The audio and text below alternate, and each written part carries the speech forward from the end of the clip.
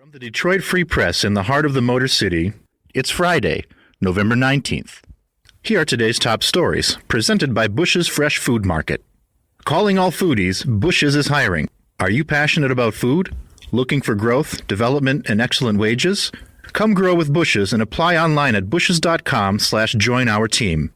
That's Bush's, BUSCHS.com. I'm Paul Egan reporting for the Detroit Free Press. The state of Michigan's budget picture has vastly improved, largely due to an injection of billions of dollars of federal coronavirus relief money. The healthier budget picture means more bonuses for high-level state employees. Lump sum bonuses quadrupled in 2021, with more than 1,500 state employees receiving more than $5.6 million. In 2020, only $1.4 million was shared among 265 employees. The bonuses are part of the state's Pay for Performance program. Officials say they are needed to attract and retain top talent. But the payments are controversial because only about 3,000 of the state's 50,000 employees are eligible to receive them. For the Detroit Free Press, I'm Kristen Shamus. 60 children are now hospitalized with confirmed or suspected cases of COVID-19. That is a 54% increase since November 3rd. The sudden rise in pediatric hospitalizations from the virus is approaching the pandemic peak of 71, which was set on April 20th. Dr. Rudolph Valentini, a pediatric nephrologist at Children's Hospital of Michigan, said doctors are on edge because trends appear to be worsening. Michigan is now one of the nation's top COVID-19 hotspots. The Detroit Hospital is now caring for about 10 to 15 of the kids hospitalized with COVID-19 in the state, but many of them are far sicker than they were in previous surges. Dr. Valentini estimated 30% to 50% now are so acutely ill they need treatment in the intensive care unit.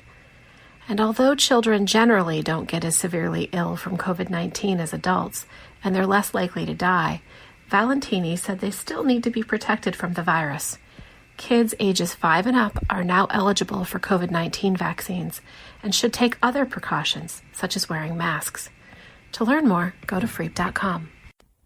This is Emma Stein for the Detroit Free Press. Ann Arbor became the first U.S. city to require free menstrual products in all public bathrooms. City Council passed the ordinance on Monday, and it requires all public bathrooms under the plumbing code to provide pads and tampons, not just municipal buildings and regardless of gender designation. Effective January 1st, the requirement comes amid a move to make period products more accessible and affordable across the state. Earlier this month, Michigan Governor Gretchen Whitmer signed the tampon tax bill, which exempts products like pads and tampons from certain taxes. Ann Arbor Mayor Christopher Taylor said, "Access to menstrual products is a fundamental human necessity. It's a matter of public health and personal dignity, and it's something that should be provided to everyone." For more on this, check out freep.com. I'm Sue Solaski, Detroit Free Press food writer.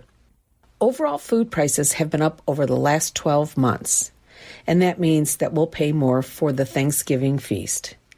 In its 36th annual survey, the American Farm Bureau Federation revealed Americans will pay 14% more for their Thanksgiving dinner.